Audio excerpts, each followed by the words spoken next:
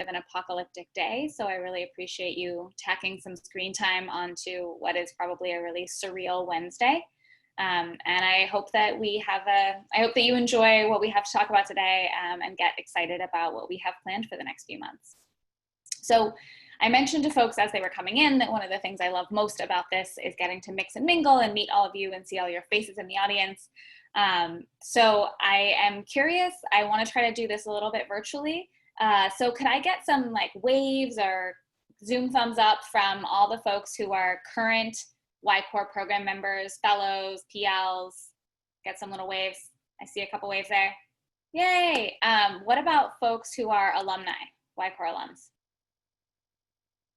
Okay, I see a couple waves too. I can't fit quite all of you in my screen. There are too many. What about folks who are totally new to YCore? This is for your first time here, first time getting to know us. Yay, lots of waves. So excited. Yes, I saw someone mentioned in the chat, would love to have folks kind of chat in, you know, where they are, what they're here for, if you're an alum, if you're new. The chat will be open the entire time, and we'll be kind of keeping an eye on it. So that will be where questions will go in as we get to the panel and things like that. But please feel free to talk to each other, talk to us in there. We will be keeping everyone muted until the end of the session. So that's kind of your primary place to check in until we have another opportunity to chat a little bit at the end. Great. So since we have so many folks who are new to YCore, what I want to start off with is talking a little bit about who we are and why we're here. So why are we here? Well, the short answer is that there is so much need in our community. And all of us know this, and we see this, and we feel this. And the depth of that need has become especially visible in the past 6 months. For those of us living in the Bay Area, connected to the Bay Area, the inequalities and inequities and disparities in our community are showing up in our lives and sometimes literally on our doorstep. So what do those disparities look like? Well, these are some numbers from before COVID-19.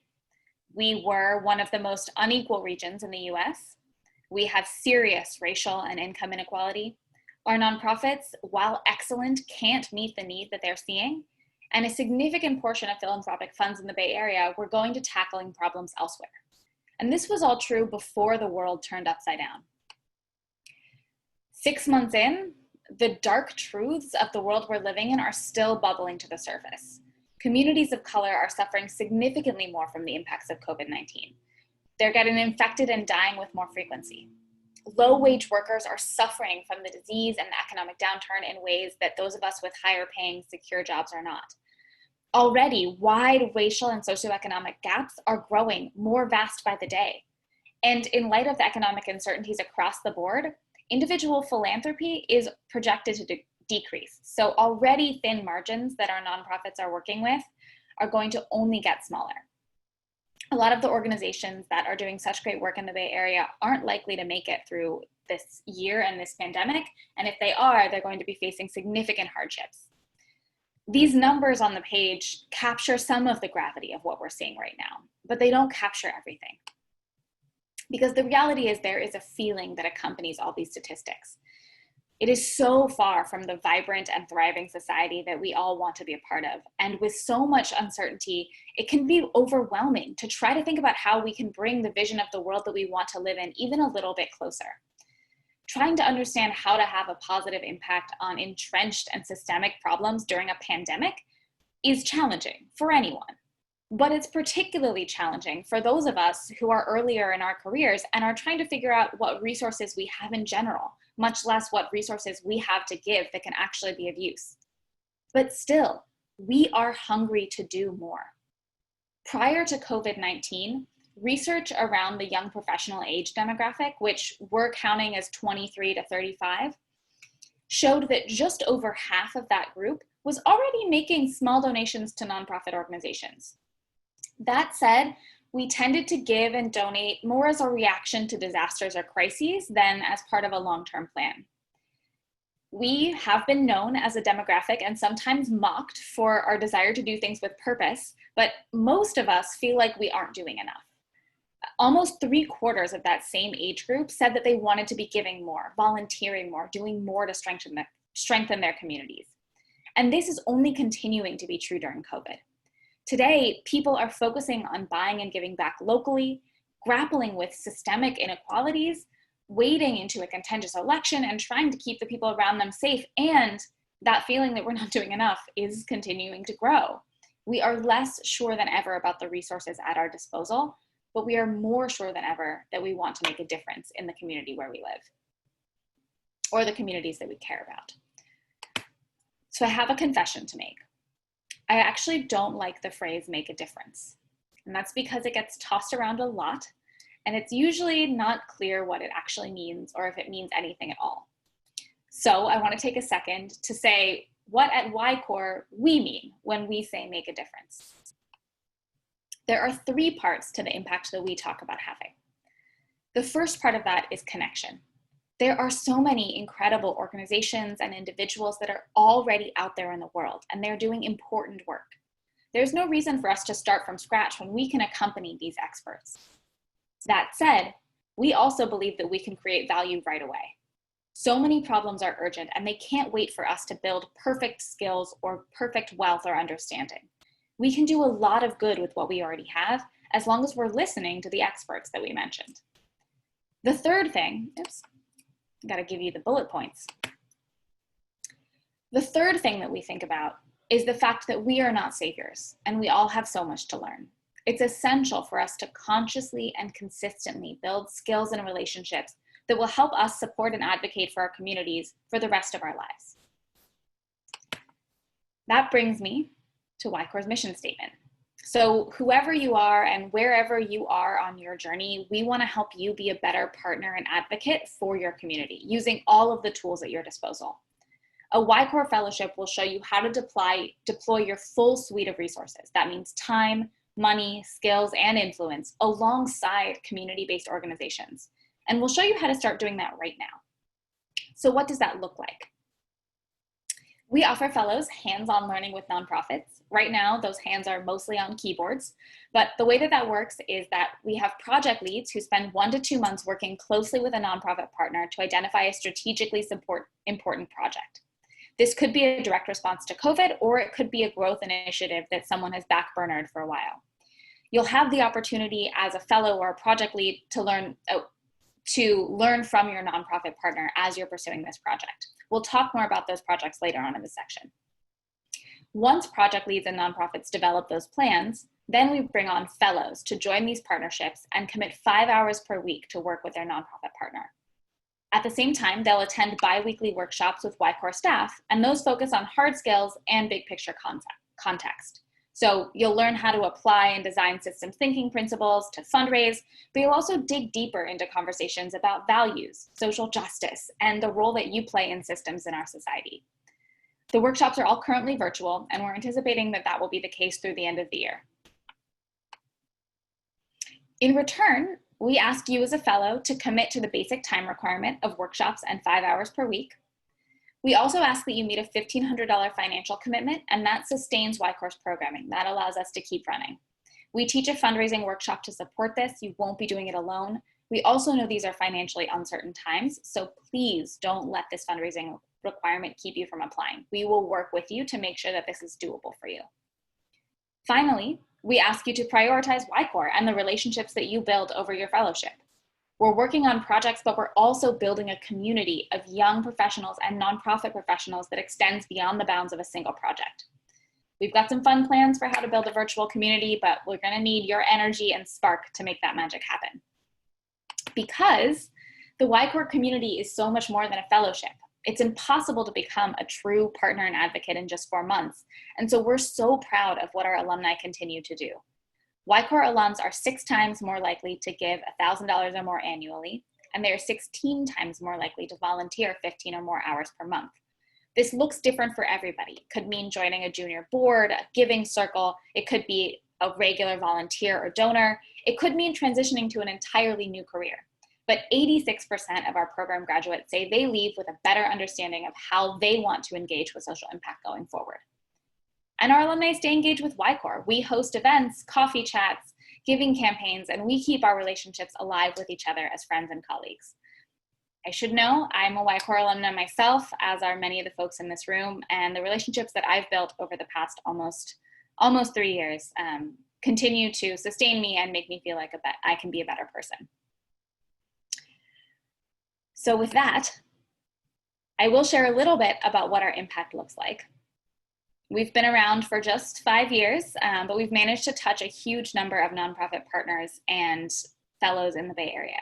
This is huge for us, but admittedly, I imagine that these numbers are not what you came to hear about tonight. We just wrapped up 14 incredible projects in San Francisco. Some of you got to hear about these projects in the intro chats, and I would encourage you to check out our website and our Medium page for more information on some of the work that we've done in the past. Before we move on, I just want to give a little virtual round of applause to all of the amazing fellows and project leads that wrapped up their most recent projects. I wish we could cheer you on in person. We don't have time to talk about each of these 14 projects, but again, I encourage you to ask some questions for folks who have identified themselves as alumni. But we do want to give you a picture of who our partners are and what issues are on their minds. And of course, how that relates to YCore and the work that we do. So with that in mind, we've put together a panel that will make up the bulk of this info session tonight. I want to introduce our panel, which is one incredible alumna from YCore, and then 3 partners, 2 upcoming partners of YCore, and one of our past partners. And I will now turn it over to the panel. There will be an opportunity to ask questions, so please feel free to chat questions into the chat box, and we'll keep an eye on them after the main part of the panel goes forth. But with that, I'm going to hand it over to Jessie to introduce herself and the panelists. Awesome. Thanks so much, Jess. It's really good to be here all around, just like see so many people who are interested in YCore and the work that YCore is doing. So I'll go ahead and start by introducing myself, and then call on each of the panelists to introduce them. So for me, my name is Jessie Dwan. I was one of the very first fellows all the way back in 2015. I had worked with the Philanthropic Ventures Foundation to put together a plan for an enterprise to employ people who have barriers to employment. It was a really rewarding project for me, and led me to come back as part of the alumni board for YCore in 2017 and 2018. I think for me, what drew me to YCore is that I've always been interested in impact and like, how do we make the world a better place? But just like, didn't know anything about it. And so for me, YCore ended up being first just a really great community of people who thought similarly and cared about similar issues. And second, started for me as kind of the source of, or the instigator to get me thinking about how nonprofits work, and really just like how the sausage gets made. I think before YCore, I was excited to be volunteering, to be teaching a lot, and it was impactful and rewarding. But I think YCore really helped me see the organizational perspective, and gave me the confidence to see what else I could do in the social impact space. And so it led me to get pretty involved in teaching computer science and design thinking, led me to launch an organization called Code.x that ended up getting computer science into every school in Palestine. And I think for me has just continued propelling me on this journey of figuring out what I can do in this space, a journey that I'm still on. So that's a bit about me. And for this panel, we're going to focus on our YCore partners and how this upcoming California election is going to impact them. So with that, we're going to have each of the panelists introduce themselves and what their organization does. Ron, could you start us off, please? Just tell us about, just introduce yourself and Camp Common Ground. Sure. Hi, everyone. It's great to be here. My name is Ronald Town. I am the executive director and co-founder of Camp Common Ground. We're based in Oakland. Our vision is that we imagine a world that's free of bias, particularly racial and class bias. And the way that we do that is through our mission, which is beginning with our youth. So we have 3 programs we offer where youth come away with 2 sets of skills. So the first one is that they learn social emotional skills to build healthy relationships with other youth who are from different racial and class backgrounds than them, by examining their own biases and their stereotypes, and doing internal work and building relationships among themselves. And then the second group of skills that they learn are leadership skills, where they take what they learn and lead efforts to build bridges between other youth who are not part of our program, who are in their schools and in their communities, to have those same relationships across racial and class differences. And we are a really proud upcoming YCore partner, and it's exciting to be here tonight. Thanks so much, Ron. Miriam, who do you go next? Good evening, everyone. My name is Miriam Eubanky, and I'm the Executive Director for Nuestra Casa. And I would like to thank the YCore staff for organizing this, as well as all the alums and volunteers. Thank you all for being here. Nuestra Casa is a community-based organization, and we are located in East Palo Alto. We have been serving the Mid-Peninsula over the past 18 years, and we exist to uplift the voices of the most vulnerable populations in the Mid-Peninsula. And we do this through our education, leadership development, and training programs. Our organization is very committed to the community and very excited about all the different initiatives and work we're engaging in 2020, despite the pandemic. And for me, it's very important also to be in this leadership position, because I grew up in East Palo Alto, and now I have the opportunity to work in the community where I grew up and represent the background of individuals who look like myself. So thank you all for being here. Thanks, Miriam. Greg, you go next. Yeah, thank you, everyone. It's great to be here tonight. I love to see this turnout. So my name is Greg Fidel. I'm a policy manager with Initiate Justice. Initiate Justice is a prison policy nonprofit dedicated to ending mass incarceration by activating the political power of people who are directly impacted by it. So we are headquartered in Los Angeles and Oakland, but really we're headquartered behind the walls inside the prisons. We have 30,000 members who are currently incarcerated, who receive our quarterly newsletters with various action items. And really our goal is to take direction from them. They write to us with their policy preferences, what laws need to change, what needs to be different. And we try to turn those into bills and then turn that into law by going through the California legislature. So Initiate Justice is pretty young. We're only coming up on our 4th year anniversary or so. But we've made a big impact already. We passed 5 state laws. We have a ballot proposition we're working on in November. And I'm excited to share more about IJ later this evening. Great. So next, we'd love to hear a bit about your YCore projects, either past or upcoming. Greg, can you start us off and tell us about your YCore project? Yeah, definitely. So last year, YCore helped Initiate Justice with a social media awareness campaign. So confession, I'm a bit of a policy nerd, and I think it's really interesting to sort of see how a bill becomes a law and sort of like really dig into that process. But I don't think other people share that, or that's not a sexy thing on social media, to care about the status of a constitutional amendment and what policy committee it's in and things like that.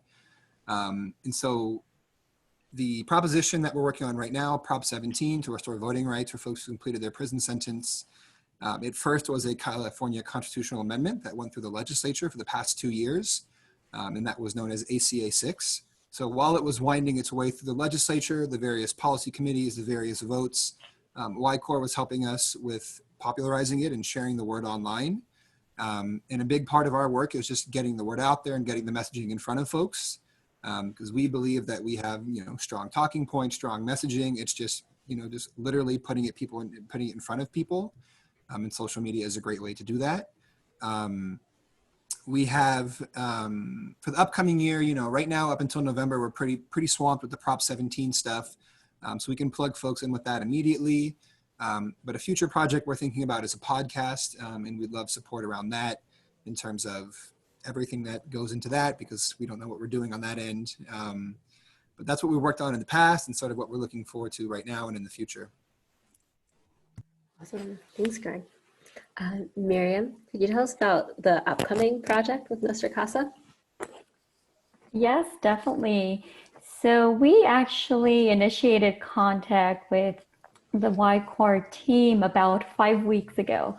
So it's a project that we will soon engage in. So the project is around our food distribution program. Nuestra Casa runs a food distribution program, and over the past year, we have received funding from the San Mateo County and other local foundations. However, we're very interested in creating a sustainability plan for this program. And we're partnering with YCore Fellows to develop a business plan for this program. In 2 years, Senate Bill 1383 will take an effect, and this bill is designed to reduce the organic waste that goes to the landfills. And our Nuestra Casa team is interested in working with local grocery markets to collect their fresh food items. And the YCore team will help us develop this business plan and come up with a revenue model down the road. And we're very excited about this new project. Very cool. Great. Ron? Yeah, so we are an upcoming YCore partner as well. I'm really excited to work with Ben, our project lead. He's great.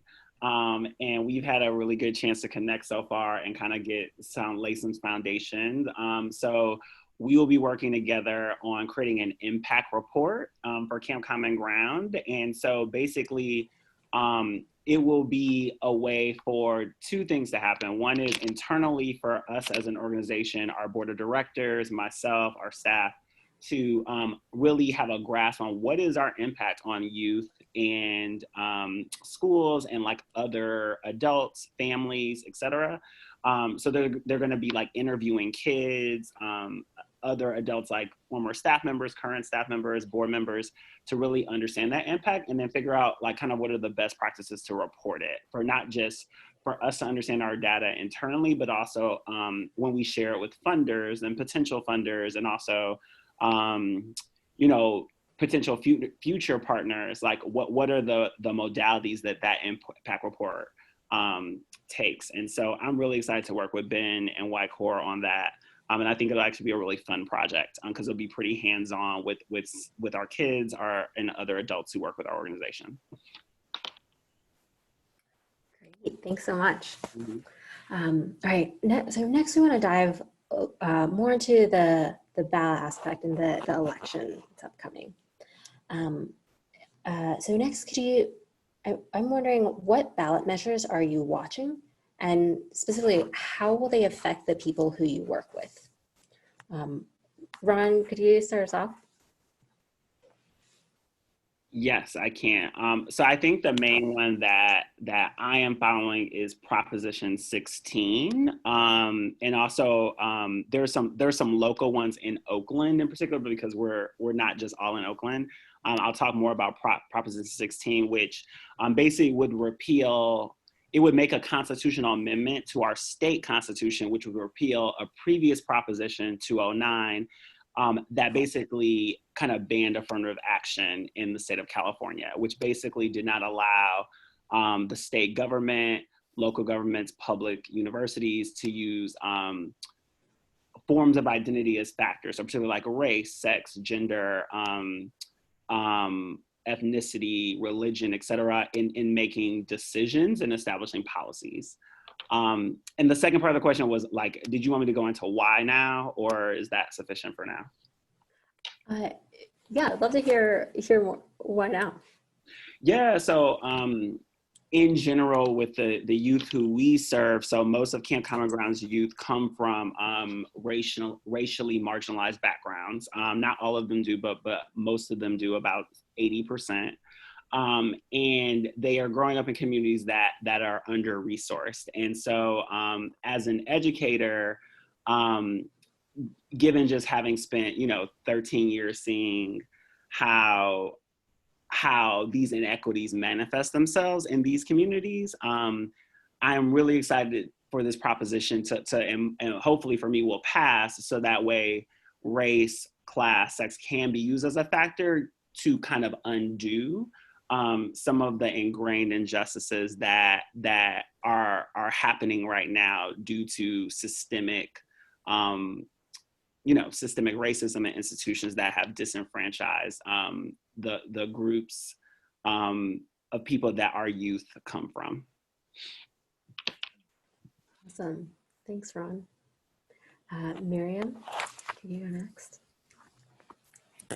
Nuestra Casa is a nonpartisan nonprofit. However, we do a lot of voter engagement work with our community members and let them know about the various local and state measures that might potentially impact them.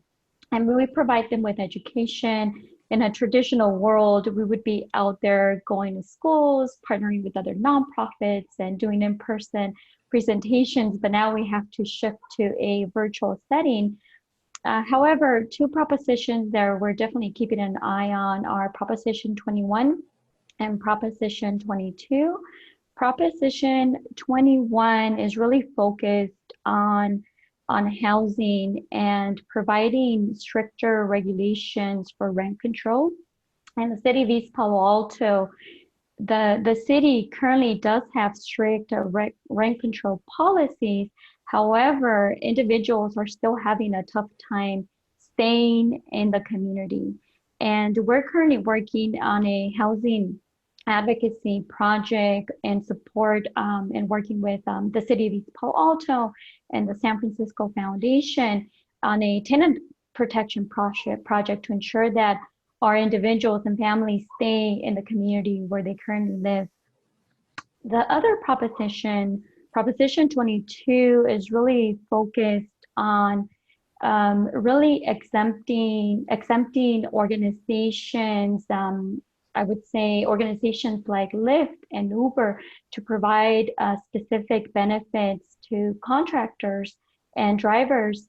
And at the moment, we have yet to solicit the community's feedback on this proposition, but we're definitely getting a lot of visibility in the media, and we're keeping our eyes and ears open to see what is going to happen with this, because it could potentially have an impact in the local community, because many of our families work in the service industry. And I would also say that some of them do directly work as contractors in some of these transportation companies. So it's definitely a proposition we're keeping our eyes on. Awesome, thanks. And Greg.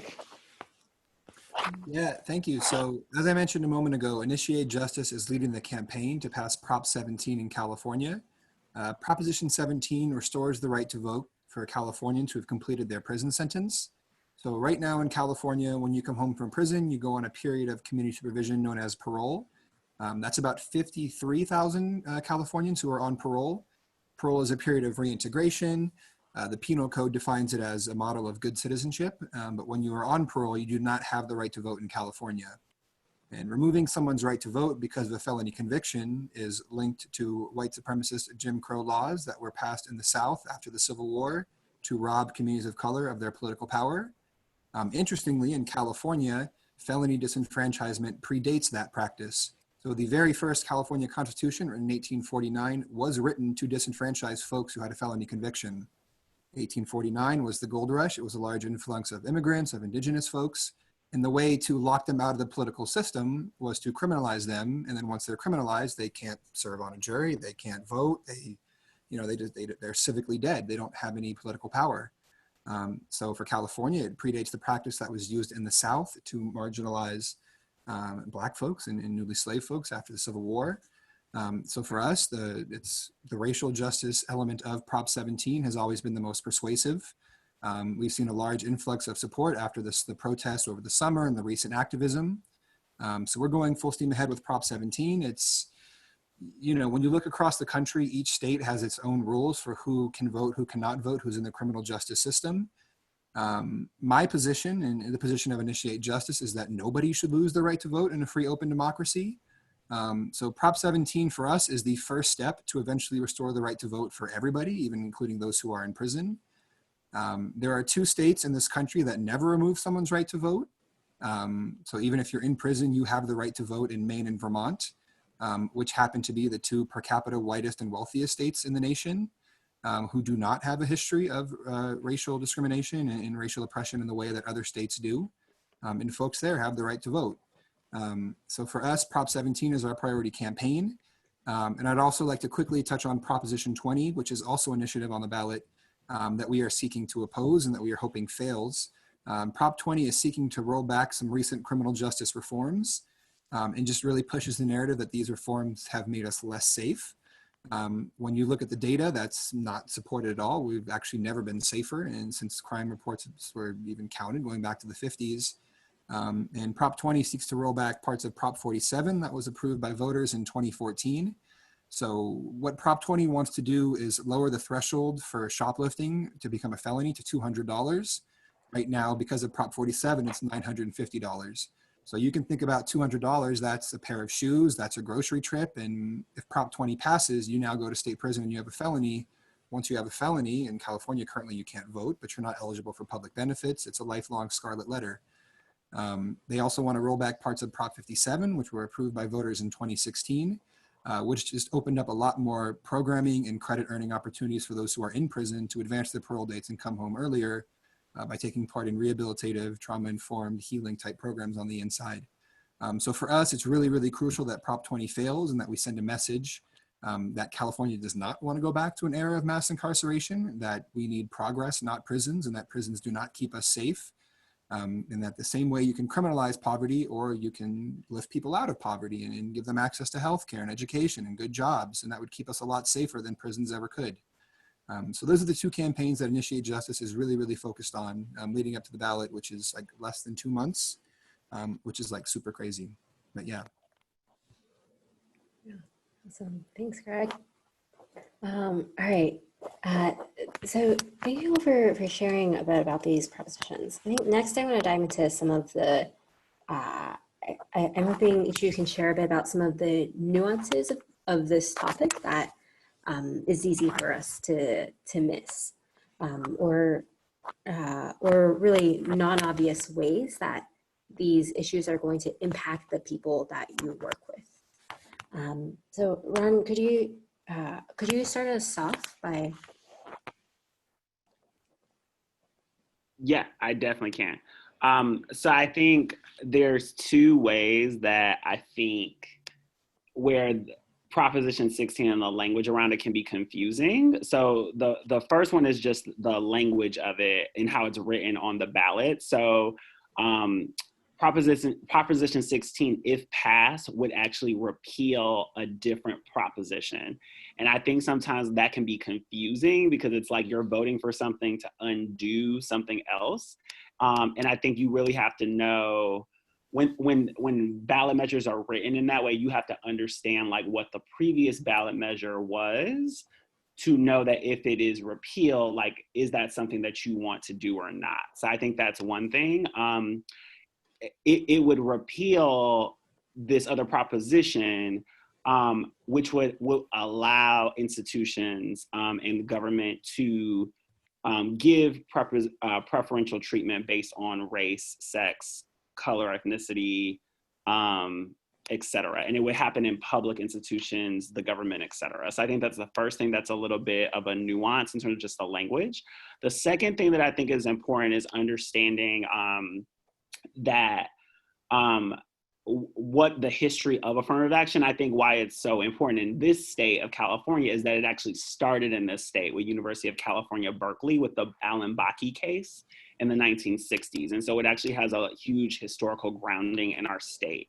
And affirmative action is not a way to say that like there's a point system or a quota for how many like Black people you need for this or how many white people you need for this, et cetera. It's a way to say that race, sex, religion can be used as one of many factors in making decisions, and why it's important to me as the leader of an organization that serves a lot of youth that are from communities that could either be positively or negatively impacted by the vote in November, is that, you know, it is a Band-Aid for the larger issue. And even though it's a Band-Aid for the issue of systemic institutional racism, classism, and policies, it's one of the only policy methods we have right now to kind of start to undo that. And I think that's why it's important to me as a leader of Camp Common Ground, is because it's a way to at least give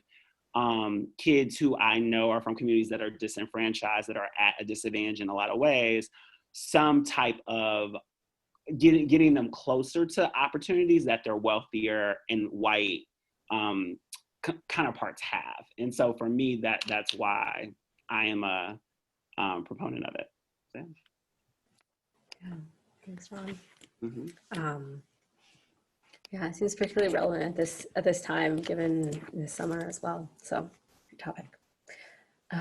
Miriam, could you go next? I think often we talk about it's easy for people to throw around terms of rent control and as well as the conversation around Lyft and Uber drivers as our contractors. Could you tell us a little more about some of the nuances here, or how it affects the people you serve?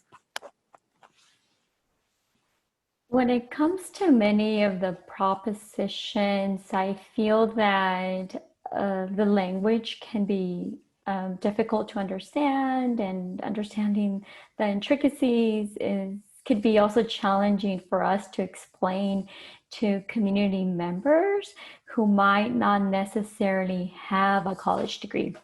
So I feel that more than anything, that's one of our biggest challenges when it comes to any proposition. However, as we approach the elections and work with our team around voter engagement, it's going to be very important for us to use those common languages and provide concrete examples of how these propositions will impact them directly at the local level if the vote is either a yes or a no. So that's going to be one of our goals as we enter the election season. And it's true, when it comes to housing advocacy, the laws and policies around it is very complex. And even at the local level and in the current project we're working on, it can get very complicated, especially right now with the eviction moratoriums. So we're doing everything we can to engage with our community members and communicating that in language that anyone can easily understand. But I also want to say that more than anything, one of the biggest challenges confronting low-income communities is the fact that individuals do not register to vote. And even then, it takes another push to get them out to vote. Many get discouraged with the presidential election and they feel that they have no control over that. However, our job is to let them know about how these various propositions at the state level, at the county level, and at the city level will impact them directly. Thanks, Miriam. That's a really good insight and thing to point out. All right, Greg, could you tell us more? Yeah, definitely. So I want to make a larger point and then bring it back to Prop 17. But, you know, I'm sure like most folks on this call who are either, you know, born and raised in California or have come here recently, there's like this meta narrative that California is a very liberal, progressive, you know, beacon of the state and the country. But when it comes to mass incarceration, that is the opposite. We wrote the book on mass incarceration that other states copied as templates. So when you think about segregation or slavery as like certain southern states should be, you think of Mississippi as a segregationist state or whatever, California is that to mass incarceration. So whether it was the 3 strikes or these very extreme sentencing and schemes and things like that, that were approved by the voters in the 80s and 90s during the tough on crime era, that locked in the architecture that we have today, where we are viewing prisons as the solutions to harm and to issues that are caused by economic and social conditions. So there's a lot of work to do in California to undo mass incarceration. It's happening and we're moving forward, and there's lots of support for it, which is really great. But we are very, very far away from where we need to be. So when it comes to Prop 17, it's another example of how awry California has gone. And there's no research that suggests removing someone's right to vote keeps us safer or somehow improves public safety. The little research that is out there actually suggests the opposite, in that the states that have the more restrictive disenfranchisement laws actually have higher rates of recidivism for those who are coming home. And I think that kind of makes sense when you reflect on it on a second, because I think voting means different things to different people, but what voting means to me is it's my ties to my community, it's my voice. And when you silence people and you isolate them from their communities, from their society, you ostracize them and you leave them out to, engage in cycles of harm as the only way to survive. And I think it's also really important, this will be the last point, I won't keep going on, is that you gotta be very conscious about the language that we use. Right. So for Prop 17, people will say, oh, Prop 17 allows parolees to vote, right? Or, common terms you hear in the penal code in current discourses, prisoner or inmate. In terms like these are just so dehumanizing. And when you think about it, it makes sense that prisoners don't have rights, don't have access to basic health care, because the language we're using is so dehumanizing and subhuman in the first place. And how can you afford someone human rights if you don't even treat them with that in your language, in your discourse? And so for us, we really try to shift the language away, because it's a lot harder to justify mass incarceration and putting someone in a cage for 20, 30, 40 years when you think of them as a father, a brother, an uncle, a community member, a taxpayer, all these things, right? So the language, I think, is something that we really try to harp on, and that we want to use, phrases, people-centered language, humanizing language, so people who are incarcerated, just as shifting away from some of the oppressive language and the vocabulary that we often hear when people talk about these criminal justice reform issues. Awesome. Thank you. All right, last question from me, and then we'll turn it over to audience questions. So how can members of this audience get involved and support your organization? Ron, could you go first? Sure. So I would say there are 4 ways that folks could support. One is definitely apply to join the YCore team for our upcoming project. Talk to Ben or myself. I am really excited about this. Ben was at our board meeting last night just to kind of start meeting people. I think it'll be a really hands-on, good experience if you're the type where you're like, I want to get in the trenches a little bit. This is definitely a great opportunity for that. So I encourage you to do that. The second thing is we're always looking for awesome board members. And so I'm happy to speak to whomever about that if you're interested in serving on the board of directors for Camp Common Ground. The third thing is if you'd like to just volunteer or want to set up a meeting just to learn more, I'm happy to meet with you one-on-one to talk about our organization and any interests you have and kind of see if there's alignment there before you make a decision. And then the last thing I would say is I invite you to see some of our programming. So we are doing a virtual program currently, and it's every Thursday night from 5:30 to 6:30. And if you're interested, you're more than welcome to attend as an observer and hopefully participate, depending on your comfort level, with the youth and adults who are on that call. And so I'm more than happy to send you the link to that, and anyone's welcome. So thank you. Those are the 4 I'd say. Great. Miriam. There are various ways that you can stay connected with Nuestra Casa. I would say that staying on top of our social media post is one way. We're currently active on Facebook, Instagram, LinkedIn, and Twitter. So stay in touch with us by following our social media platforms. And two, if you're interested in doing something a little bit more hands-on, we're always recruiting volunteers for our food distribution program. And that happens on Wednesday evenings and on Saturday mornings in East Palo Alto. And we also have another location in Redwood City. And the other way is that we're also always in the process of looking for one or two potential new board members. If you're interested in learning more about this potential opportunity, connect with me. Or if you're interested in utilizing your social media strategies or marketing skills, these are also areas where you can support our organization. Great. All right, Greg. Yeah, thank you. So a while ago, I put the link to the Prop 17 website in the chat. It's just yeson17.vote. So that website has all of our action items. We have a campaign fundraiser coming up next Thursday, September 17th for Yes on Prop 17 with some cool celebrity guests. We're gonna have a nice panel. Some politicians are gonna show up. So with Prop 17, it's really just a fundraising is the really big push right now. You know, there's no traditional canvassing opportunities like door knocking and just talking to folks face to face. So it's a lot of social media, a lot of like getting on political slates and things like that that just require a lot of funds. And Prop 17 is 100% a grassroots effort.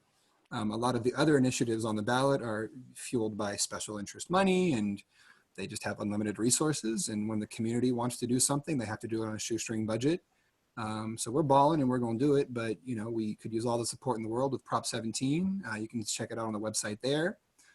For Initiate Justice, we have a really robust membership structure. So we have monthly meetings, monthly membership meetings where we give updates about our various political and policy campaigns, but also, you know, there's different departments in Initiate Justice, and I just do the policy stuff, but we have a whole side of our program that is just about responding to mail. So for 30,000 folks, we get a lot of mail from the inside every week, and we need lots of support with responding to letters, with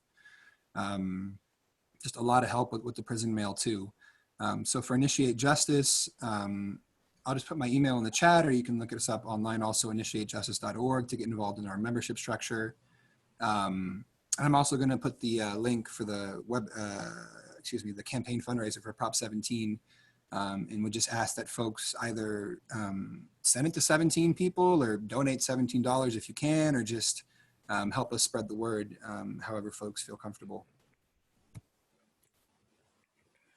Awesome. Great. So with that, we're gonna open it up to questions. If you have a question, you can either put it into the chat box, or feel free to can you raise their hand and get called on. Great. Okay. So I think the first question that I see in the chat is from Kevin Lee.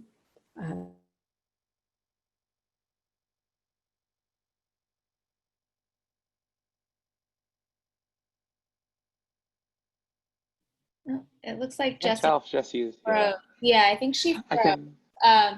Kevin, is that you who just unmuted yourself? Yeah, I can. Yeah. I was just asking, what are if the panelists could share a little bit if they have any polling information about the ballot measures themselves. I know 22's got a ton of, you know, Uber and Lyft money behind it. So I'm curious to know how heated some of the battles are, if they have any of that information available. Yeah, so I can share with Prop 17. A lot of the polling data is confidential, but it's going to pass. We're very confident. It's just a matter of how big the margin is. And I think the more it passes by, the more clear message that it sends to the legislatures in Sacramento and just to the country nationwide and everything, and that we want to just eliminate these racist restrictions on voting.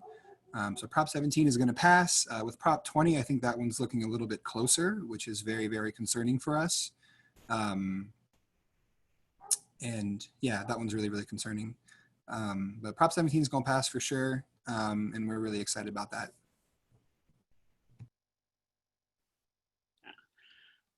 I actually have no idea about the polling information. Greg may know more than I do about the other propositions, but I actually have no clue. No worries. Miriam, do you have any understanding of what the situation is with either of the two props that you were talking about?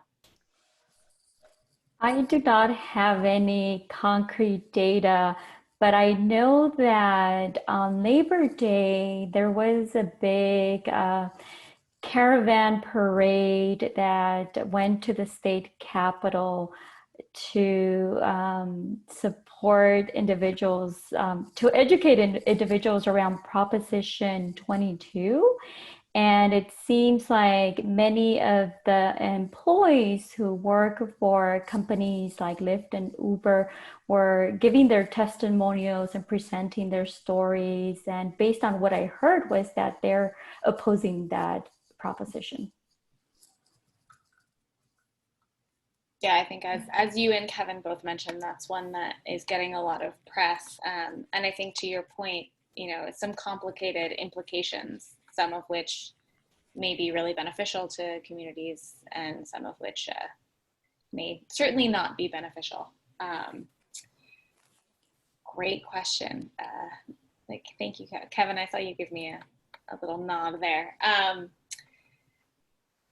Great. So any other questions from folks in the chat? It looks like we've lost Jesse, but if folks want to either chat them in or raise their hands or chat me individually, we have a little more time for questions, but we can also move on if folks feel like they got a really solid picture of how this election may affect some of our community partners.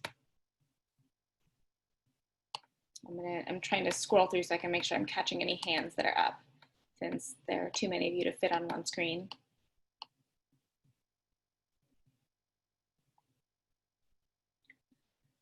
All right. Well, it looks like there may not be any more questions. Certainly, if more questions come up, feel free to chat them in or to reach out to some of our panelists or to me or the other YCore staff. We were really excited to feature some of these conversations because we have been at YCore, as you probably saw from our earlier presentation, we have been really focused on impact and supporting our communities. And as the November election has approached, a lot of our thinking has gone to how that relates to the work that we're already doing as community partners and advocates. And so having the opportunity to talk to some of our partners that we care about, who we've worked with and are doing our best to support about how these things actually come together is certainly something that we are trying to learn and educate ourselves about more. And hopefully you all who are new to YCore are excited to go on this journey with us. So thank you to all of our panelists. We really appreciate your time. For folks who were listening, you probably noticed 2 of those panelists are upcoming projects.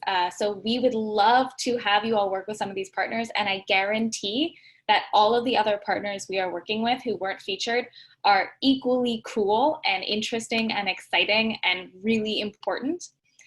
So I hope that your next question is, oh my gosh, how do I get involved with YCore? How do I support amazing organizations like these and really get involved with causes that matter in our community?